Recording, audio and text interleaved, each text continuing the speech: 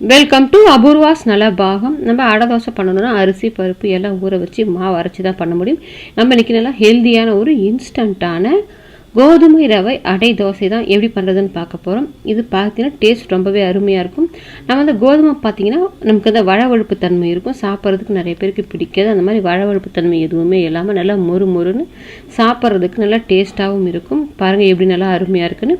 வாங்க இப்போ இந்த கோதுமை ரவை அடை தோசை எப்படி பண்ணலான்னு பார்க்கலாம்.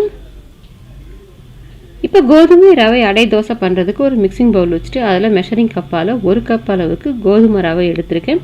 நமக்கு கோதுமை ரவையில் எப்படின்னு பார்த்தா ஒரு சில சமயத்தில் தூசுகள் இருக்கிற மாதிரி இருக்கும். அதனால் இதை ஒரு தண்ணி போட்டு கழுவி எடுத்துக்கிட்டு வந்துடுறேன். இப்போ நான் கோதுமை ரவையை ஒரு தண்ணி போட்டு கழுவிட்டு எடுத்துகிட்டு வந்திருக்கேன். இப்போ இந்த கப்பால் தான் 1 கப் அளவுக்கு நம்ம கோதுமை ரவை எடுத்திருந்தோம். அதே கப்பால் 1 கப் அளவுக்கு லேசான புளிப்புள்ள தயிர் எடுத்திருக்கேன். சில பேருக்கு தயிர் வேண்டாம்னு நினைக்கிறவங்க தயிர் இல்லாமல் கூட பண்ணலாம் நீங்கள். இப்போ நான் அதே கப்பால் 1/2 கப் தண்ணி சேர்த்துக்கிறேன். தயிர் இல்லாமல் செய்யணும்னு நினைக்கிறவங்க 1 கப்பாக தண்ணி சேர்த்துட்டு நல்லா கலந்து விட்டுட்டு இந்த கோதுமை ரவையை நம்ம ஊற விட்டுடலாம். கோதுமை ரவை ஊறதுக்கு கொஞ்சம் டைம் எடுக்கும், ஒரு 20லேருந்து 25 நிமிஷம் ஆகும். இப்போ நம்ம நல்லா கலந்து விட்டுட்டு இதை ஒரு 25 நிமிஷத்துக்கு நம்ம மூடி வச்சுட்டு ஊற விட்டுடலாம். இப்போ இந்த கோதுமை ரவை நல்லா ஊறி வரட்டும். இப்போ பார்த்தீங்கன்னா ஊற வச்சுருந்து நல்லா ஒரு 1/2 மணி நேரம் கிட்டவே ஆயிடுச்சு. இப்போ நல்லாவே கோதுமை ரவை ஊறி இருக்குது. இப்போ கையில் பாருங்க, எடுத்தாலே கையால் மசிக்கிற அளவுக்கு நல்லாவே ஊறி வந்துடுச்சு. இப்போ நம்ம அடை தோசை பண்ணுறதுக்கு ஒரு மிக்ஸி கப் வச்சுட்டு அதில் 1 டீஸ்பூன் அளவுக்கு சோம்பு சேர்த்துக்கிறேன். சில பேருக்கு சோம்பு வாசனை பிடிக்காது, அந்த மாதிரி உள்ளவங்க அதுக்கு பதிலாக 1 டீஸ்பூன் அளவுக்கு சீரகம் கூட சேர்த்துக்கலாம். நான் சோம்பு சேர்த்துருக்கேன். அது கூடவே காரத்துக்கு நான் 4 வரமிளகா சேர்த்துருக்கேன். நீங்கள் உங்கள் காரத்துக்கு தகுந்த மாதிரி வரமிளகா சேர்த்துக்கோங்க.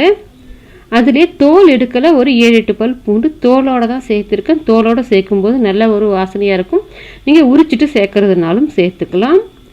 அது கூடவே ஒரு 6 சின்ன வெங்காயம் தோல் எடுத்துகிட்டு வச்சுருக்கேன் சேர்த்துட்டு இந்த மாவுக்கு தேவையான அளவுக்கு உப்பு சேர்த்துட்டு தண்ணி சேர்க்காமல் எந்த அளவுக்கு மைய வைக்க முடியுமோ இப்போ நம்ம இதை மைய வச்சுட்டு எடுத்துக்கலாம். இப்போ பார்த்தீங்கன்னா நான் எல்லாத்தையுமே சேர்த்து மைய வச்சு எடுத்துகிட்டு வந்திருக்கேன். ஓரளவுக்கு கொஞ்சம் மஞ்சி வந்திருக்குது. இப்போ நம்ம இதில் ஊற வச்சு வச்சுருந்த அந்த கோதுமை ரவையை தண்ணி எதுவும் சேர்க்க வேண்டாம். இந்த கோதுமை ரவையில் இருக்கிற நம்ம சேர்த்துருந்த தண்ணி தயிர் அதுவே போதுமானதாக இருக்கும். அதை மட்டுமே வச்சு நம்ம அரைச்சிக்கலாம். தேவைப்பட்டுச்சு நம்ம அரைச்சி பார்த்துட்டு தண்ணி சேர்த்துக்கலாம்.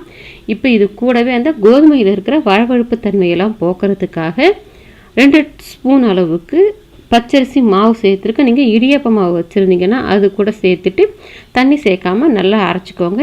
இப்போ நான் அரைச்சி எடுத்துகிட்டு வந்துட்டேன். இப்போ நீங்கள் கையில் எடுத்து பார்த்தீங்கன்னா லேசான கொரப்பு இருக்குது பாருங்கள். உங்களுக்கு பார்க்கும்போது தெரியும் அந்த ரவையோட கொஞ்சம் லேசாக மையாத மாதிரி இருக்கும். இந்த அளவுக்கு அரைச்சிங்கன்னா சரியாக இருக்கும். அப்போ தான் நமக்கு ரொம்ப வழுவழுப்பு தன்மை இல்லாமல் இருக்கும் இந்த அடை தோசை. அதுக்காக தான் கொஞ்சம் லேசான கொரப்பு இருக்கிற மாதிரி அரைச்சிக்கோங்க.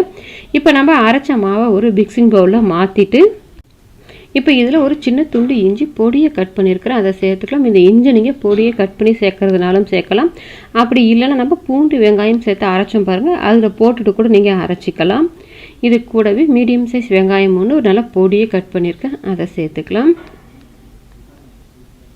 அது கூடவே நல்லா ஒரு கைப்பிடி அளவுக்கு மல்லி இலையும் கூட ஒரு கொத்து கருவேப்பிலையும் சேர்த்து நல்லா பொடியை கட் பண்ணியிருக்கிறேன். மல்லி இலை கொஞ்சம் ஜாஸ்தியாக சேர்த்துக்கோங்க, வாசனை ரொம்ப நல்லாயிருக்கும். இப்போ இது எல்லாத்தையுமே நம்ம நல்லா கலந்து விட்டுக்கலாம். இப்போ கலந்து விட்டுட்டு இது கூட பார்த்திங்கன்னா ஒரு 1/4 ஸ்பூனுக்குமே கொஞ்சம் குறைவாக மஞ்சத்தூள் சேர்த்துக்கிறேன். நான் மஞ்சத்தூள் சேர்த்து செய்யும்போது நம்ம சுட்டி எடுக்கும்போது நல்ல ஒரு கலர் கிடைக்கும். அதுக்காக தான் நீங்கள் விருப்பப்பட்டால் சேர்த்துக்கோங்க, இல்லைனா நீங்கள் ப்ளைனாக செய்கிறதுனாலும் நீங்கள் செஞ்சுக்கலாம். நான் மஞ்சத்தூள் சேர்த்துட்டு பண்ணியிருக்கிறேன். இப்போ இது எல்லாமே சேர்த்துட்டு ஒன்றா கலந்து விட்டுக்கலாம். தண்ணி எதுவுமே எக்ஸ்ட்ரா சேர்க்கலை, கரெக்டான அளவில் இருக்குது பாருங்கள். நீங்கள் ரொம்ப தண்ணியாக கரைச்சிட்டிங்கன்னா நமக்கு ஊற்றுறதுக்கு அவ்வளோவா வராது. இப்போ நான் அடுப்பில் ஒரு பேன் போட்டு வச்சுருக்கேன்.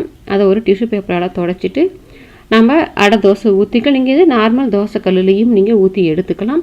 இப்போ நம்ம ரெடி பண்ணி வச்சுருந்த அடை தோசை மாவை பார்த்திங்கன்னா ஒரு 1/2 கரண்டி அளவுக்கு ஊற்றிட்டு நீங்கள் எந்த அளவுக்கு உங்களால் மெல்லுசாக தடவி விட முடியும் தடவிட்டு நல்லாவே நமக்கு தேய்ச்சி விடுறதுக்கு வரும். தேய்ச்சி விட்டுட்டு நான் கொஞ்சம் லேசாக ரொம்ப மெல்லுசாகவும் இல்லை, அதே சமயத்தில் ரொம்ப மொத்தமாகவும் இல்லாமல் ஊற்றிருக்கேன். இப்போ இதில் நான் எண்ணெய் சேர்த்துக்கிறேன். நீங்கள் நெய் சேர்த்து சுடுறதுனாலும் சுட்டுக்கலாம், அதுவுமே நல்ல வாசனையாக டேஸ்ட்டாக இருக்கும். இப்போ அதை சேர்த்து நம்ம அடுப்பு மீடியம் ஃப்ளேமில் வச்சுட்டு நல்லா ஒரு சைடு ஃபுல்லாக வெந்து வரணும். அது வரைக்கும் வெந்து வர்ற வரைக்கும் வேக விட்டுக்கோங்க.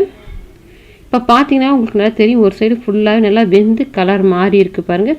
இந்த ஸ்டேஜ் வந்த பிறகு நம்ம இப்போ இன்னொரு சைடு வேகிறதுக்காக திருப்பி போட்டுக்கலாம்.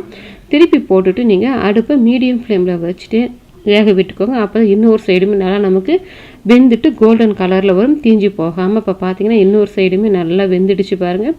உங்களுக்கு பார்க்கும்போதே தெரியும்னு நினைக்கிறேன், அந்த வழவழப்பு தன்மைலாம் இல்லாமல் இருக்குது பாருங்கள். இப்போ நம்ம வெளியில் எடுத்துக்கலாம். நமக்கு நல்ல சுவையான கோதுமை ரவை அடை தோசை ரெடி ஆகிடுச்சு. நீங்களும் உங்கள் வீட்டில் ஒரு இன்ஸ்டண்ட்டாக அடை தோசை பண்ணணும்னு நினைக்கும்போது இந்த மாதிரி ட்ரை பண்ணி பாருங்கள், ரொம்பவே டேஸ்ட்டாக இருக்கும். ட்ரை பண்ணி பார்த்துட்டு எப்படி வந்ததுன்றதை கமெண்ட் செக்ஷனில் சொல்லுங்கள். லைக் பண்ணுங்கள், ஷேர் பண்ணுங்கள், அபூர்வாஸ் நலபாகத்துக்கு சப்ஸ்கிரைப் பண்ணுங்கள், கூடவே பெல் பட்டனையும் கிளிக் பண்ணுங்கள். அப்போ தான் என்னோடய அப்லோட்ஸ் எல்லாம் உங்களுக்கு உடனடியாக கிடைக்கும்.